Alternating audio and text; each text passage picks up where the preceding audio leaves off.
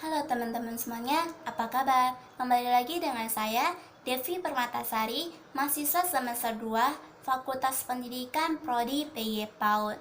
Nah, jadi dalam pembuatan video hari ini adalah saya akan membahas mengenai bermain anak yang dapat dilakukan pada saat indoor maupun outdoor. Nah, ini juga dapat dipraktekkan di rumah ya teman-teman, ataupun ini saya juga merangkum berdasarkan pengalaman saya ketika berada di sekolah PAUD dan juga beberapa yang saya rangkum ketika saya searching.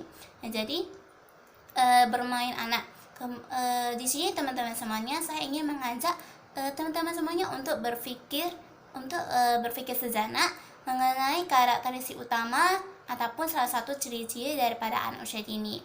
Dan tentunya teman-teman semuanya kita tahu bahwa anak usia dini ini tidak terlepas dari bermain. Nah, itulah merupakan karakteristik hal utama ataupun ciri-ciri dari anak usia dini.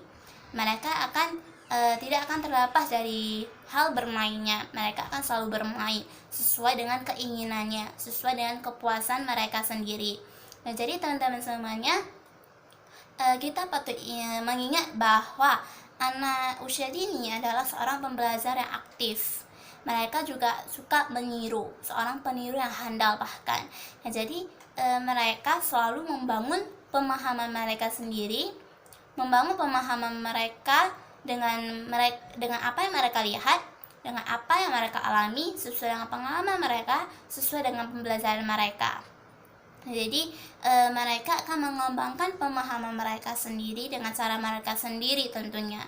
Jadi ini tidak terlepas dalam hal bermain.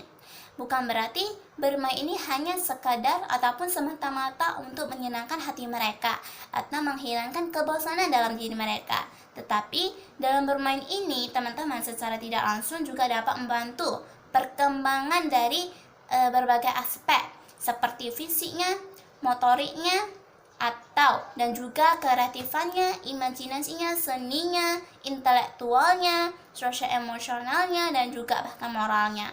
Nah, jadi teman-teman semuanya, bermain ini tidak hanya sekedar untuk menyenangkan hati mereka, tetapi juga dapat mengembangkan perkembangan mereka. Ini teman-teman semuanya, mungkin kita pernah mendengar bahwa anak usia dini ini adalah anak yang berada pada masa usia ataupun pada masa golden age, di mana mereka akan mengalami pertumbuhan dan juga perkembangan yang sangat pesat pada usia ini, yang biasanya dalam rentang usia 0 sampai 6 atau sampai 8 tahun. Jadi pertumbuhan dan perkembangan pada masa usia seperti itu adalah yang sangat pesat, sangat berkembang dengan cepat. Jadi apa yang dilihat mereka, simulasi-simulasi apa yang mereka dapatkan, mereka akan dapat menyerapnya dengan baik.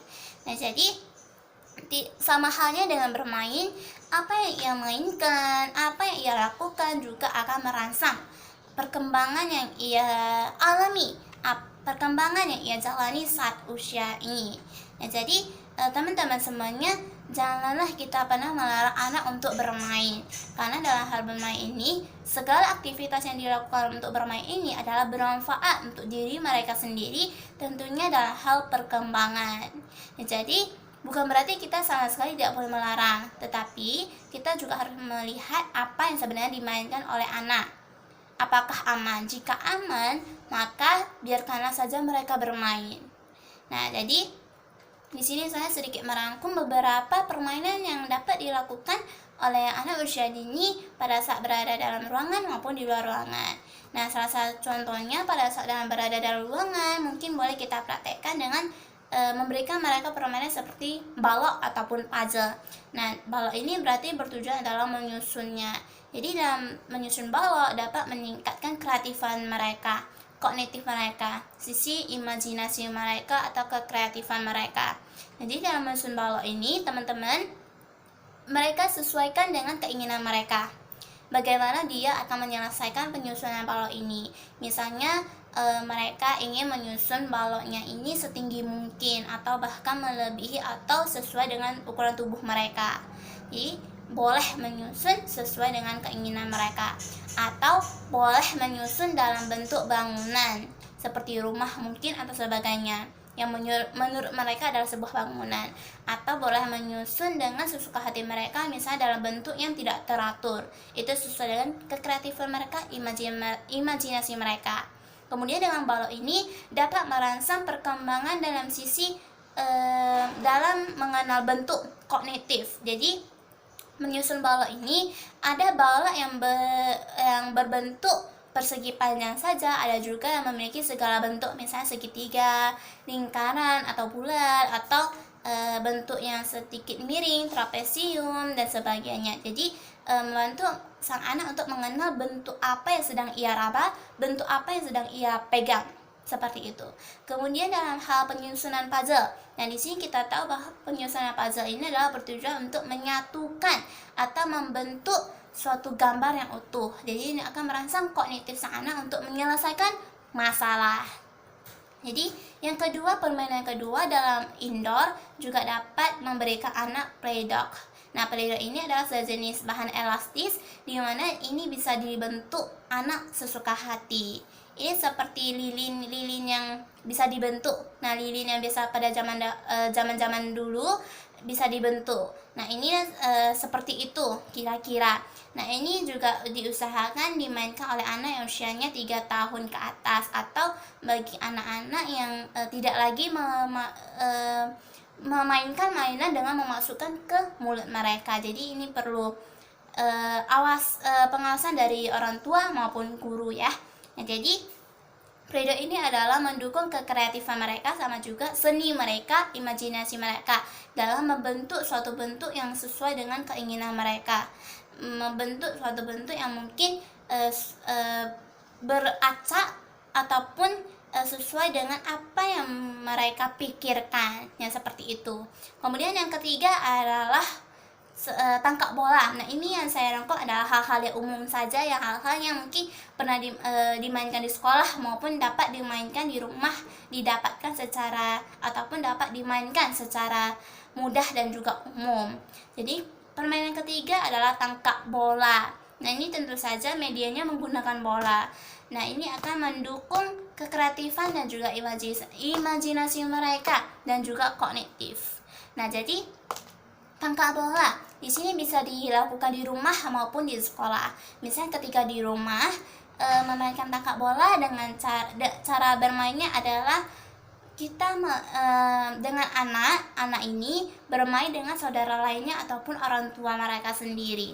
Nah, jadi cara bermainnya adalah boleh diiringi dengan musik agar lebih seru. Nah, jadi cara bermainnya adalah menggunakan media bola, melemparnya ke arah anak. Nah, anak otomatis akan menangkapnya, kemudian melempar ke orang yang lain ataupun melempar dengan lawannya ataupun temannya. Jadi ini akan permainan melempar tangkap seperti biasa saja, tetapi dengan diiringi musik. Boleh juga ditingkatkan lebih sulit lagi dengan mungkin menyebut beberapa kata atau menyebut dengan hitungan-hitungan. Itu terserah sesuai dengan kreatifan Anda sendiri. Nah, jadi bagaimana di sekolah? Kalau di sekolah sama juga, boleh diiringi dengan musik, bermain dengan guru-guru dan juga teman-temannya. Nah, di sini boleh bermain dengan menyebutkan nama temannya. Jadi Anda merasa kognitif anak. Nah, jadi permainan seperti ini juga dapat dilakukan secara mudah ya teman-teman. Kemudian yang keempat adalah bermain peran.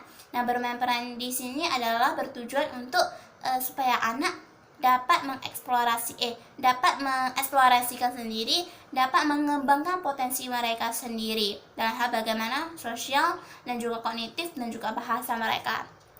Cara bermainnya adalah mereka boleh membentuk suatu grup ataupun kelompok. Nah, di sini sang anak tersebut dapat menjadikan ataupun menjadi peran sebagai dokter mungkin, polisi mungkin, perawat mungkin, atau sebagainya, sesuai dengan apa yang mereka mau atau sesuai dengan cita-cita mereka sendiri. Nah, misalnya cita-cita mereka menjadi dokter, jadi peran anak ini adalah menjadi dokter.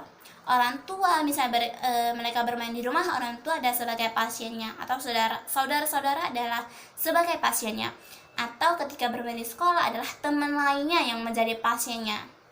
Jadi anak ini akan bermain seolah-olah dia adalah dokternya, dia akan memeriksa pasiennya. Misalnya dia sakit batuk.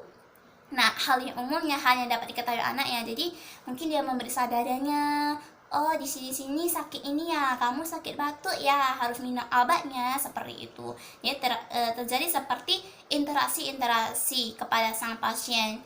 Agar ini juga merangsang sosial mereka, merangsang kognitif mereka untuk mengatakan penyakit-penyakit apa yang diderita oleh pasien. Nah, seperti itu. Nah, kemudian saya juga merangkum beberapa permainan lagi seperti mencari kata. Jadi ini juga dapat dilakukan di rumah maupun di sekolah. Di rumah misalnya orang tua menyediakan suatu buku bacaan ataupun buku pelajaran, misalnya buku pelajaran bahasa Indonesia. Nah, sang orang tua dapat menyuruh anak misalnya carilah kata ibu. Nah, orang tua menyebutkan kata ibu, sang anak akan mencari, oh kata ibu di mana ya, cari-cari. Nah, ini dia kata ibu. Nah, seperti itu. Jadi ini akan merangsang kognitif anak, berpikir anak, juga visual mereka. Kemudian yang terakhir adalah yang saya dorongkan adalah tebak aku atau tebak siapa aku. Nah, di sini juga bisa dilakukan di rumah maupun di sekolah. Nah, cara bermainnya adalah mendukung kognitif sang anak. Cara bermainnya bagaimana? Nah, nanti guru atau orang tua akan memberikan clue, instruksi ataupun sebuah kalimat-kalimat yang menunjukkan suatu benda ataupun hewan. Misalnya kata kuncinya adalah hewan. Aku adalah binatang atau hewan. Aku memiliki 4 kaki. Aku juga memiliki cakar yang panjang. Dan biasanya aku menjadi peliharaan banyak orang. Siapakah aku? Nah, anak-anak yang tahu akan mengacungkan tangan. Misalnya dia menjawab kucing. Nah, apakah benar jawabannya kucing? Nah, jika benar akan boleh memberikan reward kepada mereka. Seperti itu. Nah, jadi itulah yang dapat saya rangkum mengenai permainan indoor. Nah, bagaimana dengan outdoornya? Nah, di sini saya merangkum. Yang pertama adalah mengoper bola. Nah, ini beda halnya dengan tangkap bola. Mengoper bola adalah melatih fisik motoriknya juga sama, tetapi dalam hal menggerakkan kakinya, yaitu menendang bola. Bisa langsung menendang bola ke arah gawang ataupun menendang bola ke arah teman-temannya. Ini biasanya dilakukan di sekolah, di lapangan, ataupun jika di rumah bisa dilakukan, boleh saja dilakukan di rumah. Kemudian yang kedua adalah tebak gaya. Ini hampir sama juga dengan permainan di indoor. Nah, tapi permainan tebak gaya ini adalah dilakukan dengan cara secara berkelompok dengan banyak orang, di mana misalnya guru memberikan instruksi ataupun sebuah clue, misalnya menebak anjing. Nah, anjing, bagaimana gaya anjing harus dipikirkan anak yang pertama. Jadi cara bermainnya secara berkelompok, harus membentuk satuan garis panjang yang berisi anak-anak. Anak-anak berdiri di garis-garis yang panjang itu, kemudian bermain secara bergantian. Dan cara bermainnya juga hampir sedikit sulit mungkin bagi anak-anak, tapi ini bisa dipraktekkan. Coba saja, tidak ada yang salah. Dan jadi cara bermainnya adalah guru menginstruksikan atau memberikan clue kepada anak yang pertama, membisikkannya tanpa harus memberitahu yang lain. Membisikkan satu kata, misalnya anjing. Nah, jadi anak ini harus berpikir bagaimana cara mempraktekkan anjing. Misalnya, nah seperti itu juga boleh. Atau mungkin seperti itu, menjulurkan lidah juga boleh. Jadi itu yang karakteristik yang menunjukkan bagaimana anjing tersebut. Jadi anak yang pertama ini akan menempukkan tangannya ke badan orang yang kedua. Nah, langsung mempraktekkan gaya anjing tersebut tanpa mengeluarkan suara. Kemudian orang ketiga, orang keempat juga sama, selanjutnya sampai orang yang terakhir harus menebak kata apakah itu. Seperti itu. Kemudian yang ketiga adalah permainan mencari teman, di mana juga dapat dilakukan di sekolah, misalnya seperti membutuhkan banyak orang, banyak teman-teman. Ini akan mendukung sosial mereka. Contohnya seperti guru menyuruh salah satu anak untuk ke depan dan menyuruh mereka untuk mencari teman yang lain. Misalnya yang berdiri di sini adalah Bayu, yang akan mencari teman adalah Bayu. Kemudian ibu menyuruh Bayu untuk mencari Andi, mendekati Andi. Nah, di sini sang Bayu akan mencari teman-temannya yang berada di sekitar mereka, di sekitar dia, mencari Andi. Andi yang mana? Andi berada di mana? Jadi dia berusaha berlari ke arah Andi. Dan ketika bertemu, maka dia akan menggandeng tangan sang Andi. Seperti itu. Kemudian berlaku juga untuk teman-teman semuanya sampai mereka semua mendapat pasangan. Kemudian ini akan merangsang dari kognitif anak dan juga sosial mereka ya. Kemudian yang keempat adalah, nah ini selanjutnya akan berhubungan dengan playground, di mana playground ini biasanya berada di sekolah, lingkungan sekolah, yang biasanya terdapat perosotan atau peluncuran, kemudian ayunan, jungkat-jungkit, dan juga tangga pelangi. Nah ini biasanya permainan-permainan ini adalah merangsang daripada keberanian sang anak, merangsang dari sosial anak, merangsang dari moral anak untuk bergantian bermain, kemudian melatih sosial anak untuk bersama-sama bermain. Nah, ini juga ada beberapa permainan ini akan merangsang fisik dan motorik. Biasanya jungkat-jungkit. Nah, ini akan merangsang dari fisik motorik untuk menggerakkan kaki mereka. Kemudian yang tangga pelangi juga akan merangsang keberanian mereka untuk merangkak. Tangga pelangi biasanya melengkung ya. Nah, ini akan merangkak keberanian mereka, merangsang juga fisik motorik mereka. Sama juga dengan perosotan dan juga ayunan. Nah, jadi inilah yang dapat saya jelaskan mengenai permainan dan juga indoor dan outdoornya yang dapat saya jelaskan secara umumnya teman-teman. Nah, jadi ini juga dapat dipraktekkan di rumah ketika pada masa-masa seperti ini ya.